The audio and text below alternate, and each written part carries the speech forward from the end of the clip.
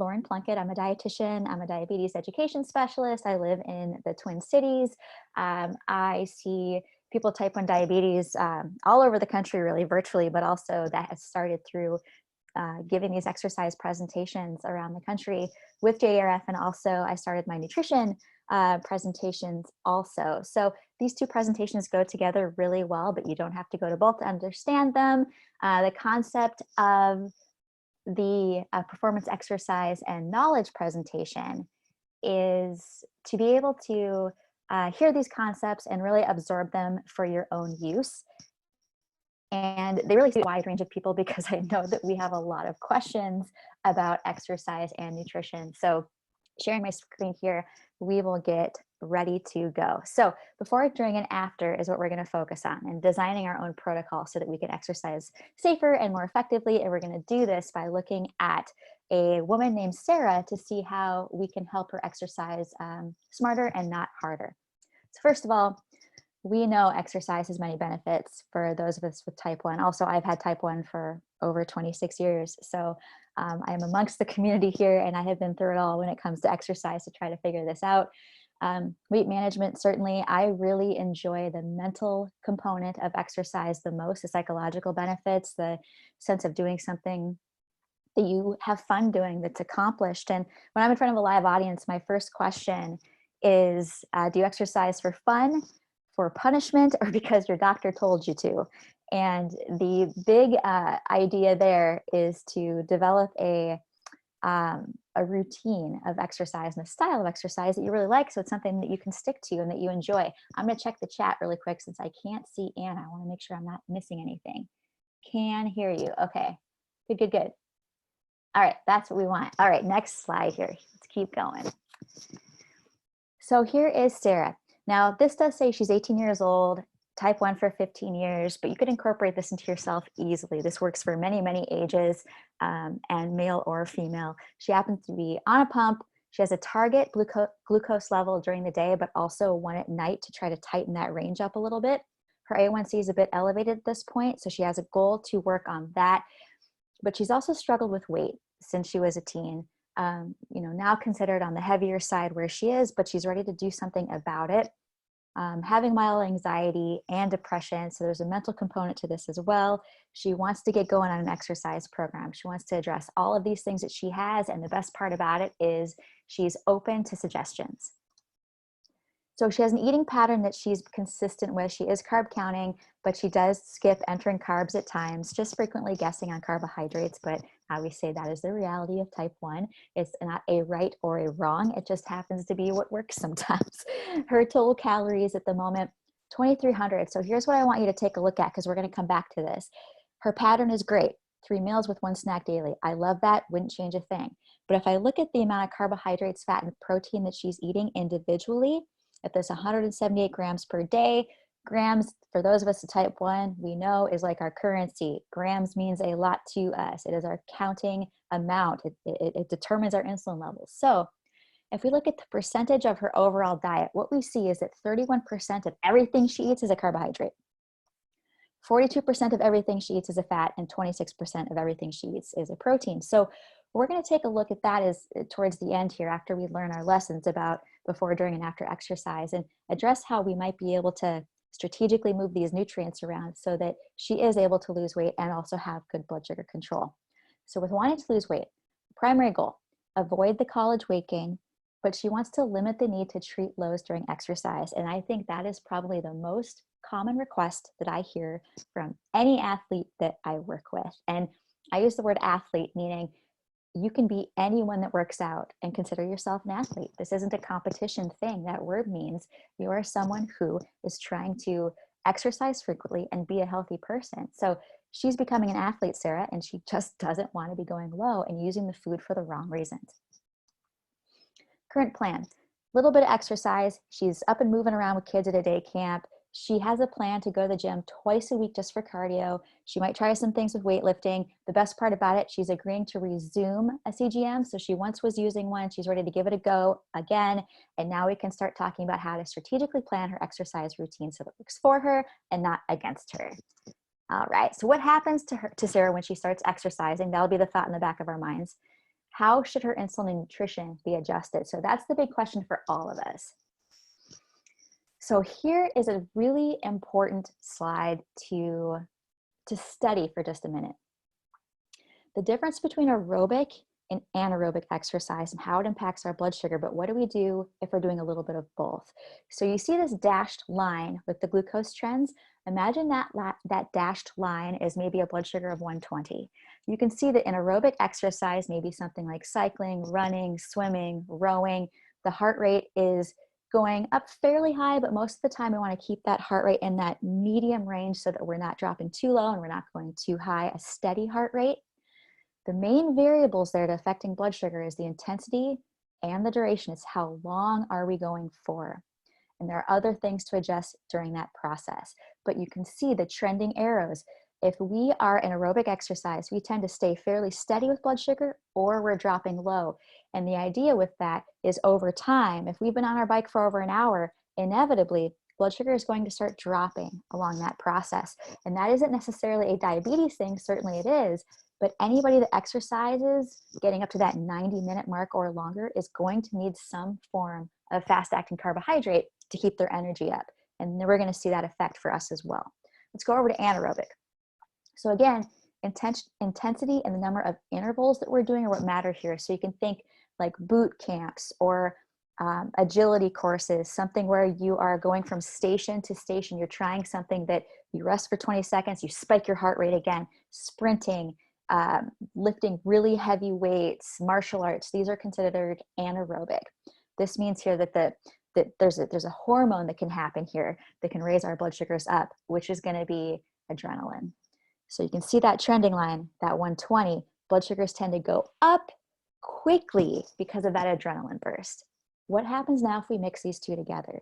Look at our trending line. Those arrows stay fairly steady. That range is a little bit tighter. We don't look like we're diving low, nor are we going high, but both of those things could happen. The nice thing is, if we strategically think about how we want to work out, we might do a little bit of both of these things so that we're preventing the low blood sugar and we're preventing any kind of an adrenaline spike.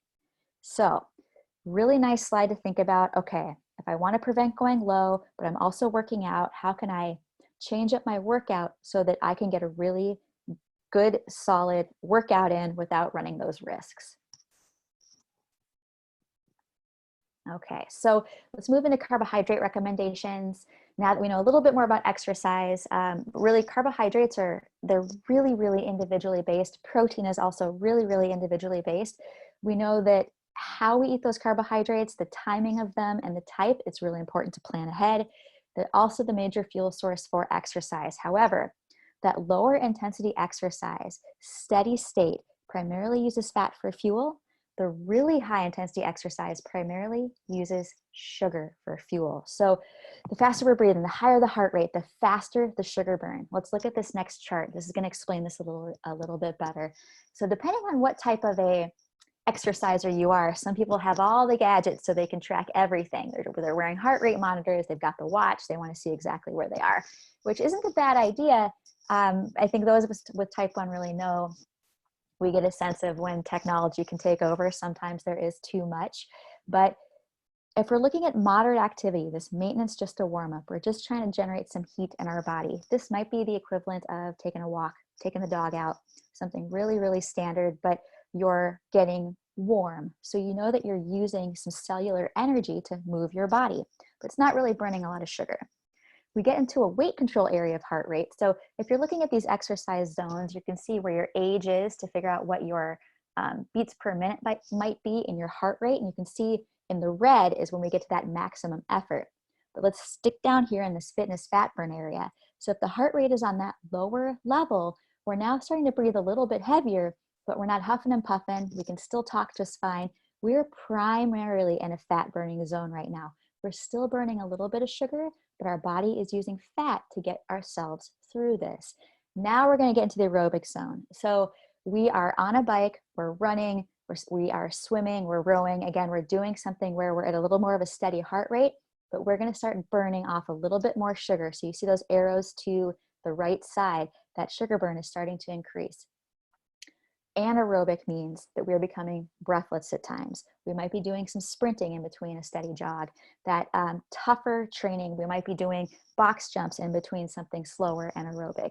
That's where we start burning even more sugar. And if we get to that maximum effort, like a hard sprint and a stop, hard sprint and a stop, we're using a lot of sugar, but we're also sending our adrenaline up. So there's two things going on here. We need sugar to power the activity, but hormonally, when you get really excited like that, you can have a high blood sugar as a result of all the effort it takes to burn that much energy. So we're going to learn how we can work with both of those things to have better blood sugar outcomes. So frequent glucose monitoring, super critical during exercise.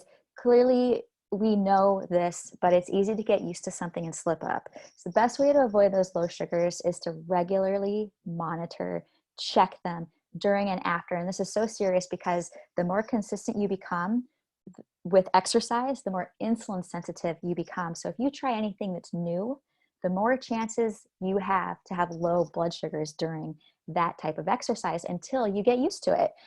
It's just like anything that's brand new. I know that I teach indoor cycling classes. They're super intense. I love it. It's super fun, but I've been teaching for a long time. And I had to really, get that all figured out schedule-wise. How am I going to make it through an hour class without going low? How am I going to do this? And it took a lot of practice to understand what I needed to do before the start to prevent a low blood sugar during class. But I could shift over to a different class, take some sort of drill class or something where I go out and run with a friend, and I have a chance of going low so much higher because I don't do it regularly. It's just brand new to me. So even if you're already trained at something, you're not trained at everything. So know your habits and how you can shift into a different exercise and still prevent that low blood sugar. Always have your backup with you. Backup, fast-acting sugar, I should say, should always, always, always be with you.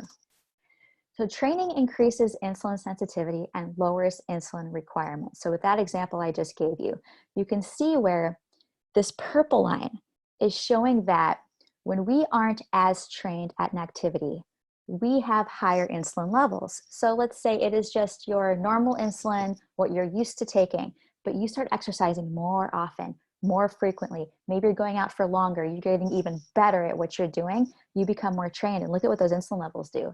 They start dropping. Which is the beauty of exercise. You put good nutrition on top of that and your insulin levels become even more streamlined to work with the body that you have. Somebody who's fit and doesn't require as high of insulin levels anymore because you're using fat for energy. So resistance exercise is also a really good way to avoid lows if we know how to use it. Typically causes sugar levels to drop very little, lifting weights. Aerobic exercise is more likely to cause those sugar levels to drop. So we can use a resistance exercise in between aerobic efforts to help us streamline that blood sugar. Resistance training before something aerobic, it may help minimize low blood sugar. So if you're in the habit of going to the gym, jumping straight on a bike or a treadmill, and giving yourself, going for a run for 20 minutes ahead of time, or walking uphill for 20 minutes ahead of time, your blood sugar takes a dive, and then you move over towards resistance training, that might help to level you out. However, another method might be you do a quick 5-10 minute warm up that's aerobic.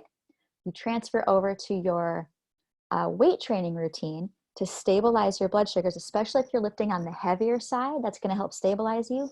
And then you go back to your cardio effort and give it that longer duration. So you may go for another 25, 30 minutes, and that could help prevent a low blood sugar if you're used to having them from aerobic activity. Also, it might reduce your need for carbohydrates during exercise. If you find that you're eating within 45 minutes of exercise to prevent that low blood sugar, there's definitely some adjustments we need to do there, probably to the insulin, but we may also have a strategy like this with the exercise to prevent that low blood sugar. So the golden rule also, always carry those carbs when exercising.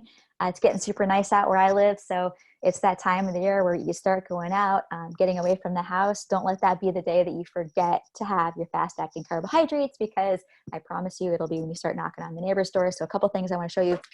I always forget, this might show up backwards in the screen, but these are called Cliff Bar shot blocks. If you have seen these before, they are little like gummy chews. Each block has 8 grams of carbohydrates with them. They fit in a bag or a pocket really nicely. And unlike glucose tabs, They don't break or turn to powder. They also don't melt, which is nice.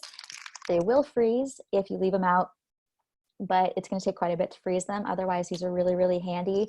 And of course, you know, juice is a good one. You know, ahead of time, of course, during it's not as easy to carry, but you can use take things with you like fruit leathers, also little gummies. There's all sorts of easy ways to carry those carbohydrates with you in a pocket. Just please do it. All right, so let's get before exercise. What's our strategy here? So if we're talking about bolus insulin dose adjustments, that means we're talking about meal insulin before we exercise. So this is, if we have insulin on board because of our meal, the key to exercising successfully is balancing the amount of insulin on board from the meal with the type of exercise and that amount of carbohydrates. So 2 strategies.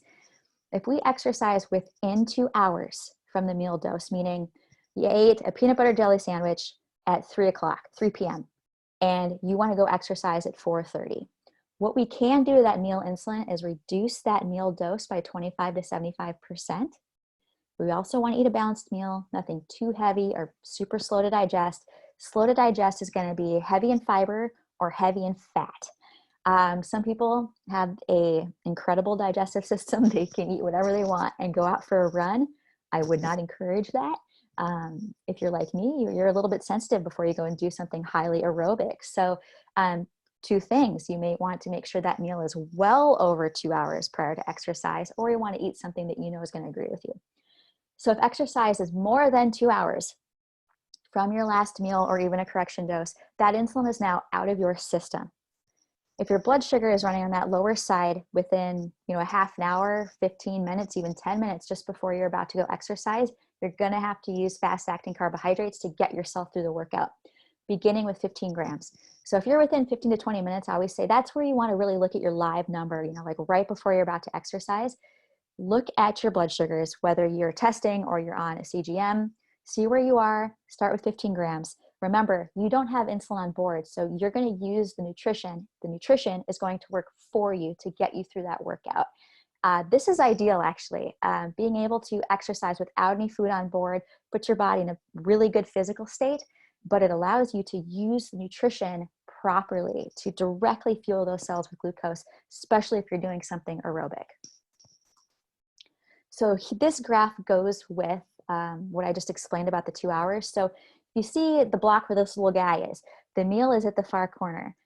What's happening here is if we reduced that insulin dose at that pre-meal, meaning if we are within that 2 hour window where this guy is, he's within the 2 hour window, you're going to expect that if you've decreased your meal bolus, your blood sugars are probably going to start rising fairly quickly up towards that 2 hour mark because we don't have enough insulin to just lower our blood sugars for the meal. We're rising because we're trying to time our workout to before we're peaking, or kind of right when that blood sugar is peaking, because we're going to use that meal for ourselves to prevent the low blood sugar.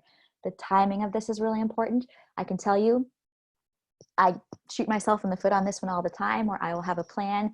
I'm going to eat, I'm going to exercise within the hour, and I get busy and I forget. And then my blood sugar goes way too high. I've got to give a correction dose, and then I've got to wait another hour. So watch your timing on this one. But you can see where if you get after the 2 hours or post 2 hours since that meal bolus, no meal or correctional insulin is on board. We're just going to take our 15 to 20 gram quick snack, and now we're ready to go out. And it's just going to, that immediate nutrition is going to support our energy and our glucose levels, hopefully through the duration of our workout. Oh, there he goes. All right, next slide. So now we're going to talk about the basal. So this is our 24-hour insulin. We know what this is. It's our background insulin. We need it even in a fasted state. Super important. We want to be able to set that dose where we need it and not touch it too much. Delivered by pump, of course, titrated in very small doses, or by levodopa lantus in longer doses, or bigger doses that last a longer time. We've got to have a plan for that because we reduce it in advance of that planned exercise. It needs to be individualized, especially if we are taking levodopa lantus. We all may differ a little bit here in our sensitivity. The big thing is after exercise, basal insulin can be reduced in the evening. So if you're someone that takes 2 different doses, or you take your 1 shot in the evening or before bed, reducing the bedtime dose is pretty important in reducing that nighttime hypoglycemia. That nighttime low blood sugar risk is higher when you exercise during the later part of the afternoon. So a little strategy there. So insulin dose adjustments before aerobic. So the big one here, 24-hour acting insulin, the basal, and aerobic exercise is what we're talking about. If you are on daily injections, we don't routinely recommend adjusting this dose a lot. You want to be able to make an adjustment if you need one and sit on it for a while. See how you react, see how it does in your system. I'll be in contact with your care team, certainly if it feels like it's way off and you need to make another adjustment, you're not sure where or how to do that. But if basal is taken twice daily, you can consider reducing one or both of them by 20%. So let's say you take Levemir twice a day. Your morning dose is working great, but you work out at between 4 and 7 o'clock in the afternoon and you're constantly going low overnight because you take a second dose before bed. That would be the dose to target, to try to reduce, to make sure we don't go low overnight. If we're on a pump, we can reduce the basal by 50 to 80% prior to exercising. So we may do a big reduction 45 to 60 minutes before exercising because that's going to be our temp basal. The dose could be reduced up to 90 minutes before exercise. Depends on how hard you go out. You may need to start reducing well before you start exercising to prevent the low blood sugar during. But again, you may need to use nutrition during that process depending on how long your aerobic activity goes for. So nutrition before exercise, we're not going to go too deep into this because carbohydrate recommendations, as we talked about, is very, very individual. But if we're 1 to 4 hours before our workout and we're planning a meal to have quick energy, we can base this off of our body weight. But remember, if you are not at the body weight you want to be, if you actually would like to put on muscle or you'd like reduced body fat, you want to plan to eat 0.5 to 2 grams per pound of that ideal body weight. Not where you are right now. You want to eat for the body that you're trying to work out to have. And also eating low fat would be recommended. So not too heavy fat. Protein, low fat, high quality, highly individualized how much protein you need. Have your fluids consistent during the whole day. Right within 10 to 15 minutes before your workout, you only need those carbohydrates if you're trying to prevent a low blood sugar. Getting down to the fluid area, exercise increases hourly fluid needs depending on your age and the environment. So where it's really cold, where it's really warm, dry air, you're going to need more fluid inevitably. So definitely don't short yourself with that, especially if you've been battling any high blood sugars. Dehydration and high blood sugars is the environment for ketosis, I should say DKA properly. So we want to always make sure that we're hydrated. So recommendations based on starting blood glucose. This is a really good slide to have a mental note of. If you're below 90, you're already asking for a low when you start out, unless you've already really reduced your basal. You know, this is really particular timing if you're seeing a blood sugar at 85 and you're going to go out and exercise right away. Maybe you're doing something anaerobic and you don't anticipate it's going to drop you, it's going to raise you up, then you're probably okay. But most of the time, if you're already below 90 or you're close and you're doing something aerobic, you're going to want to eat those 10 to 20 grams of glucose before exercising, or wait a little bit. Also make sure that your blood sugar is starting to trend up before you start. That 90 to 124, 25 range, that's a great place to do, great range to be in to start exercise with carbohydrates on board quickly before you start. So go ahead and get started with having 10 to 15 grams of glucose. The anaerobic or high intensity training might be something you start without eating because inevitably it's going to send you off. And if you're somebody that's thinking right now, yeah, I do boot camp every week and I go high right away and it's right after breakfast, we would be thinking strategy about that breakfast. How can we change breakfast so that you're not going so high? And we may need to look at your basal rates too. If you're higher than 125, aerobic exercise may be started. Depending on the person, you may still need those 10 to 15 grams or up to 20 grams of carbohydrates. Anaerobic can be started, of course, because it's a safe blood sugar range to be in, but you might be seeing a rise in blood sugars also. So the higher you get, the more likely the chances of having ketones are. So if you're getting to the point where you know that you would otherwise need a correction dose of insulin, my recommendation there is to wait, take half your correction dose because you're planning to exercise, not the whole thing. Take half of your correction dose, wait an hour, see that your blood sugar is trending down, and then maybe the proper time to start exercising. You really want to delay that because it's best to start exercising when you're in a safer range to do so. During exercise, okay, carbohydrate needs carbohydrate needs vary based on many factors. So we know if we're low, if we're aerobic, and if it's brand new, carbohydrate needs are up. If we're anaerobic, it's a shorter duration, quick, aggressive spurt of energy. If we don't have insulin on board, or the insulin dose was reduced with the meal before exercise, we likely don't need any carbohydrates at this time, but competition is tricky. So competition brings nerves, it brings excitement, it naturally brings adrenaline, it can make sleeping a little challenging, especially the night before. So carbohydrate needs can vary during that time frame. If you are doing something like a half marathon training, you are going to need food during those many hours that you're running, no matter what. So it's prime to have a good understanding of what's going to happen to your blood sugar during that competition so that we can still fuel your body as a person. Diabetes isn't the only thing that we're focused on here. Blood sugar is important, but you are a human being that still needs to be able to use that fast-acting sugar for energy. Nutrition needs during exercise. So it's a timing thing. If it's 30 minutes or less, we shouldn't eat anything unless you're going low. If we're getting up towards 60 minutes, you might need carbohydrates. If it's new to you, aerobically, it's getting really tough. You transitioned from the gym to going outside, it got humid. There's a chance there that you're going to need food to help prevent that low blood sugar, just because you're trying to figure out what kind of adjustment you need to make to prevent needing to eat up to 60 minutes, because the body doesn't have to have food in 60 minutes or less of time. Over 60 minutes, you may need that nutrition just for fuel, most definitely, because that is what the body's going to require. For something ultra endurance, you're getting to 3+ hours, you may need 90 grams of carbohydrates per hour just to keep up that effort, even if your basal rates have been really, really reduced. That's where we need to do some coaching to figure out what a person like this needs to do to exercise safely while staying competitive. When it comes to water, the whole way through, staying really hydrated. You get over 60 minutes, 90 minutes, you're outside, it's humid, you're sweating. That's where we may be talking about sports drinks or something with electrolytes. If you're someone who is cramping, your muscles are bugging you in general as you're increasing intensity, put some lemon or lime in your water. They are nature's best electrolytes and they're cheap. So lemon, just sipping on that throughout the day can help with those cramps. Water or sports drinks during exercise, it depends on the person. Not necessarily needed. Juice is going to be something, your regular juice is something that can be upsetting to your stomach if you drink that during exercise.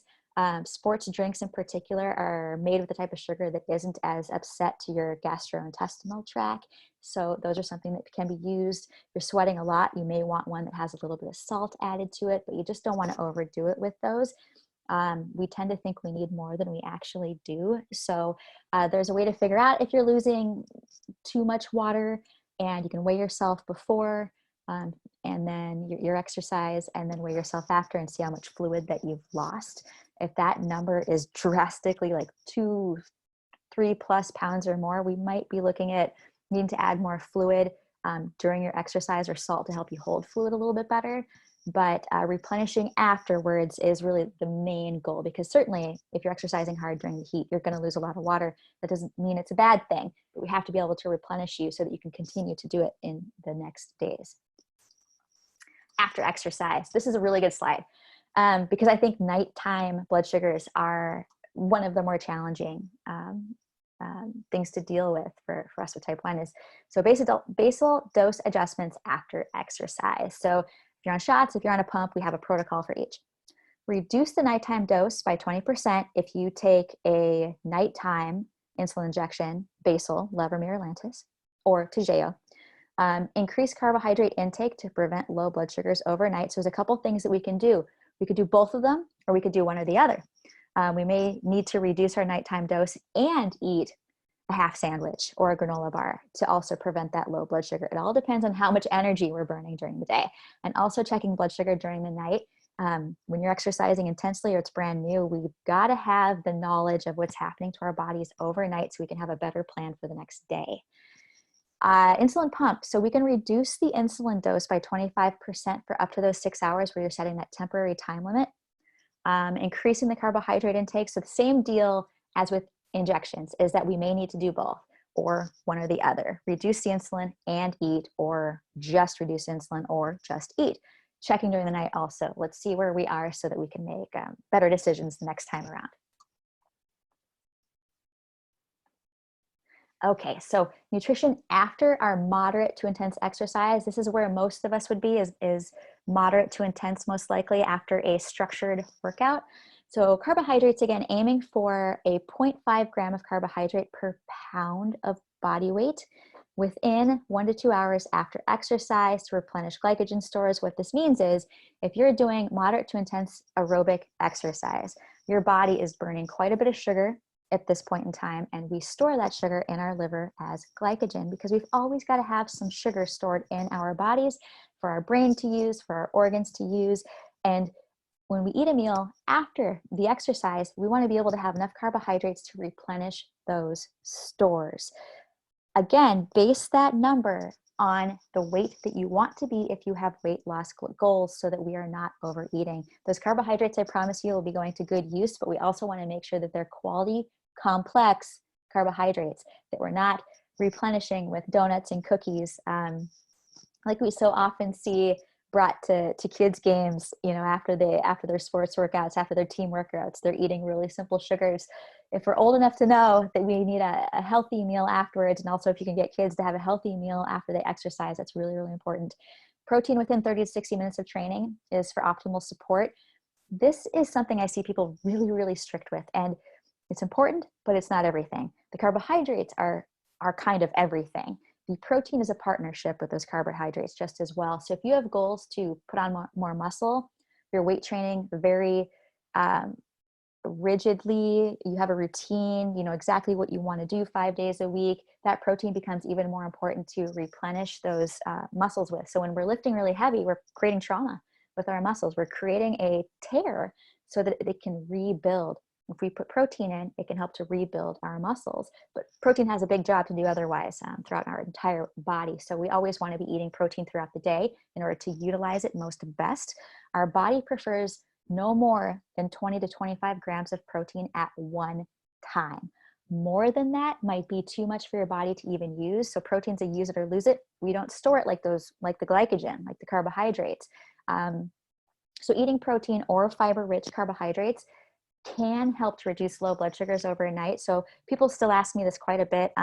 If they combine a protein at night with carbohydrates in order to prevent the low blood sugar, does the protein also help? Protein certainly helps with the balance to slow the absorption of the carbohydrates, but the type of carbohydrate is really where all the magic is. We want the slow absorbing fiber-rich carbohydrate to help us stretch out the absorption of the glucose. Fluid, drinking fluids after exercise with food to maximize rehydration. But what I don't want the fluid to do is prevent you from getting enough food. I see this in kids a lot. They're super thirsty because they don't drink enough during the day. They need to drink more when they aren't as hungry so that they eat enough in order to get the nutrition. All right, supplements require caution. Some should be avoided. Depending on where your health goals are and what you read, you're going to be seeing a flood of information coming in about supplements, and most of them aren't necessary, period. It depends on the person. We know that we've got to carry fast-acting sugar with us. That's our smartest supplement. But sports foods like goos, gels, these liquid things, protein powder, electrolytes, they can be highly necessary depending on how we use it and when we use them. Medical nutrition supplements, you'll hear of people drinking Pedialyte or Pediasure, or just even Ensures to get extra nutrition. And it's not that that's not safe, but we just need to assess whether it's necessary. If you're spending money that you don't have to.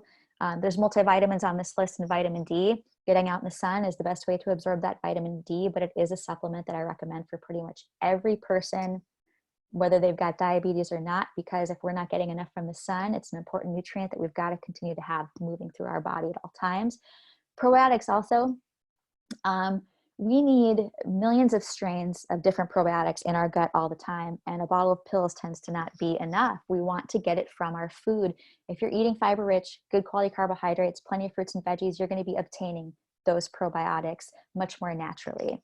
Performance supplements, if you've ever read studies that are talking about beets are really good for red blood cell production, and having cyclists go faster.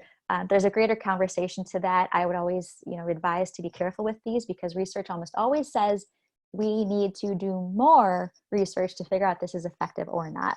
Also, research is really particular about the type of exercise and who's doing it when they want to find out if those supplements work. So caffeine, being careful with that. You may or may not need it during exercise. If you need it in the morning just to wake up, that's another thing. But if you have further questions about those, feel free to send me an email. We can talk a little more about it. All right, almost there. So here's our case wrap up. Getting a visitor here at the point to bring him down. Let's go back to Sara.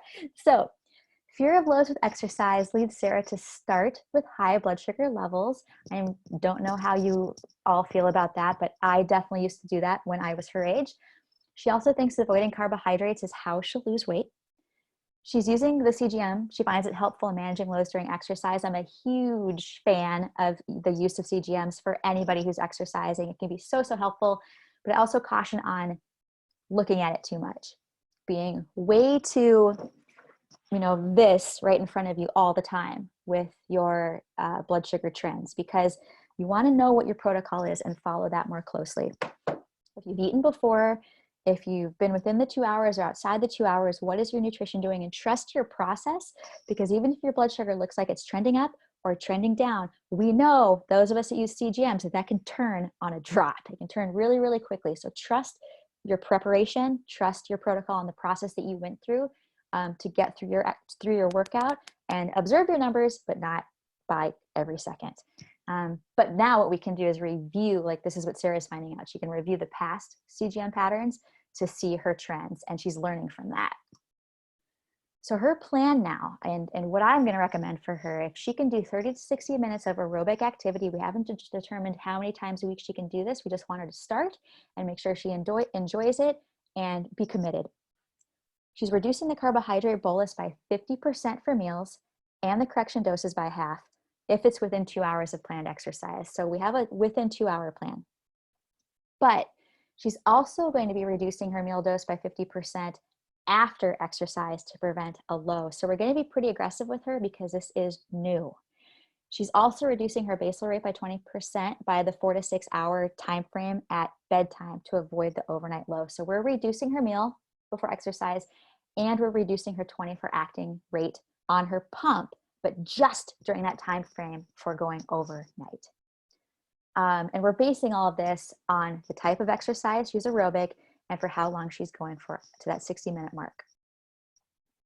Here's how I would adjust her nutrition. So you remember those grams ahead of time and the percentages we looked at.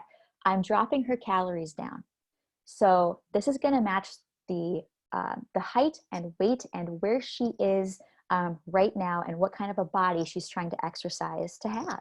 And so we're making carbohydrate adjustment, protein adjustment, and a fat adjustment in order to get those calories down to a healthier range for her.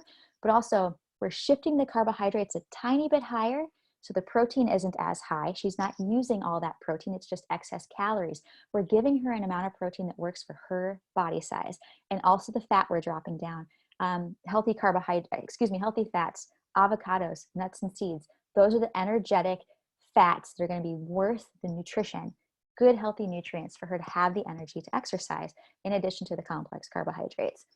A little added feature here, before and after exercise, if she's going to have a snack, if she could find a granola bar that's a 3-to-1 ratio, meaning it's got 3 times as many carbohydrates in it as it does protein. So let's say it's 30 grams of carbohydrate and 10 grams of protein.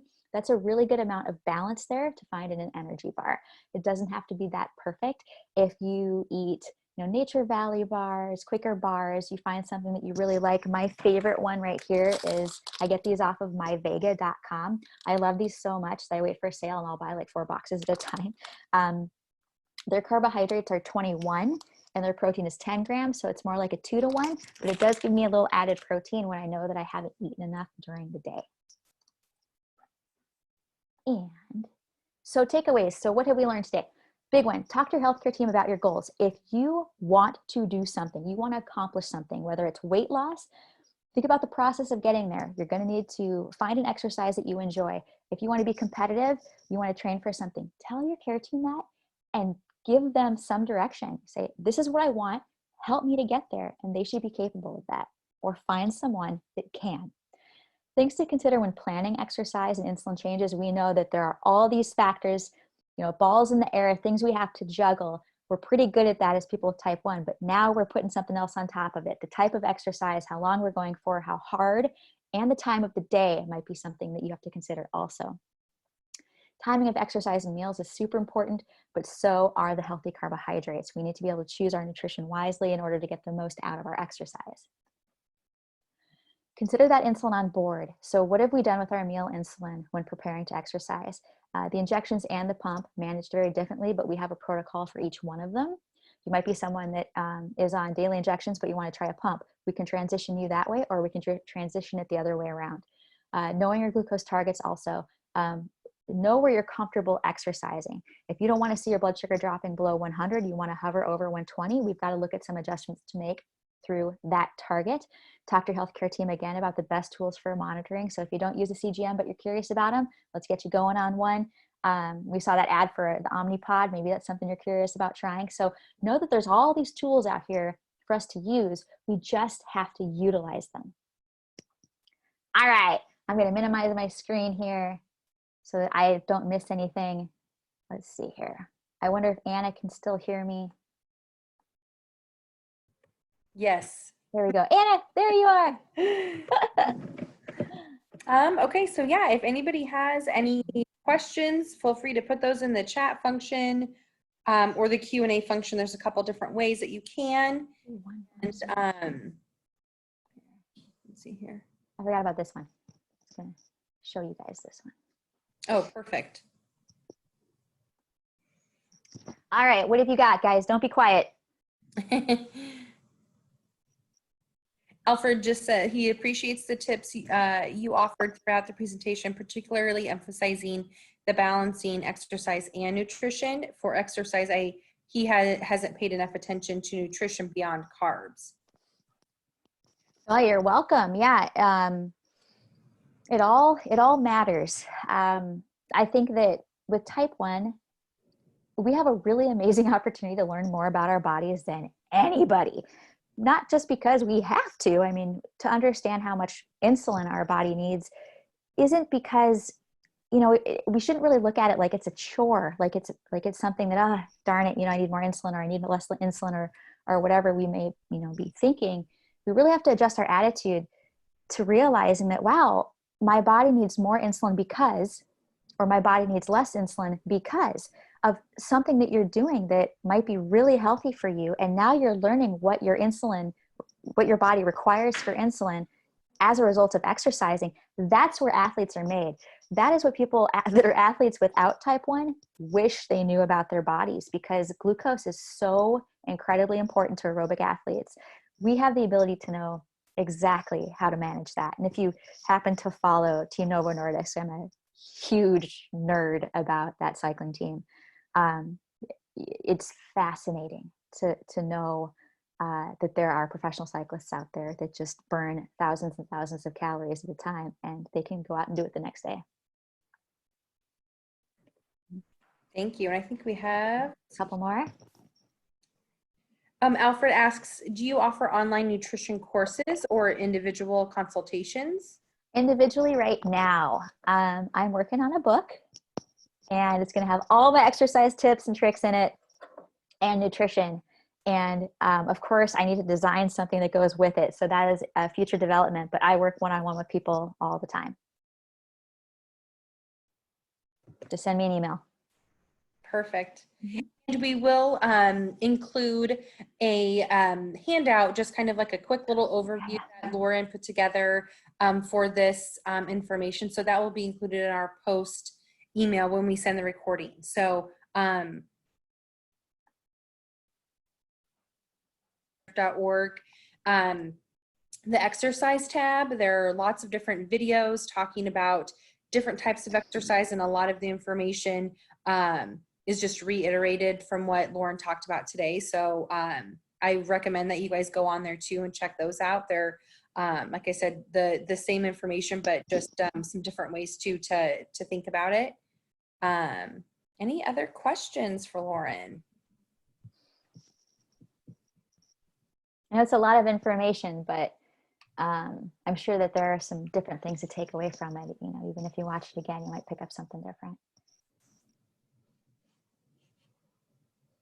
You're welcome, Rebecca. You can see the comments now. There we go.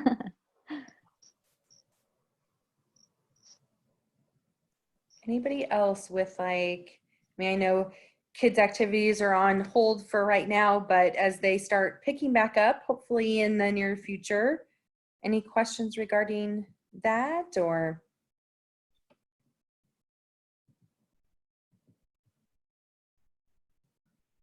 And Lauren, can you share again the treatments that you were talking about, the ones that you had shared that you have just right there on your desk, like the oh yeah samples of those? Okay, now I can see myself, so I can tell if you can see this. So these are called Cliff, so Cliff Bar shot blocks. I get these off of Amazon, and there's 6 of them in here. Yeah, 6 of them in here, and one of them is 8 grams of carbohydrates. So 2 of these little guys, there's 2 of them right here, 16 grams. So you can imagine, I mean, running shorts are so easy to pocket these because everything's got zippers now to keep something like this with you. And actually, I have these stashed in every purse whenever I travel. You're going somewhere hot. These are awesome to have. You got to pay attention if you order these because some of them have salt and caffeine added. This is the strawberry. It doesn't have caffeine or salt added. And my favorite flavor is the citrus. It's just like palatable. It's not super sweet or, you know, like sticky. I feel like it goes down a little bit easier. So these are pretty slick. And then this just happens to be my favorite granola bar, and you can get it off myvega.com. I love the nutrition distribution on these, but again, I always like wait for a sale and then I buy 4 boxes. So it's always the way to go. That's great. Yeah, but you can, I mean, Nature Valley, you're going to find something that you probably really like. Just make sure you can use it for yourself. Yeah, I've never seen that block before. So that's definitely what I'm going to put on my list as just like a little recommendation. So yeah, these are, I feel like a lot of security with these too, because there's a lot of carbohydrates in this little guy. So if you decide you're going to go for a run and you're in the mood to push an extra mile, like you're good to go. You've got what you need right here. I see there's a 670G question. I don't want to skip that. Rebecca, because the 670G is special at times. I know. Okay, you're in auto mode. Any recommendations on when to start my temp target? Hold on a minute here. So I'm not the best at answering this question about the 670G because I feel like I can't tell you to override it.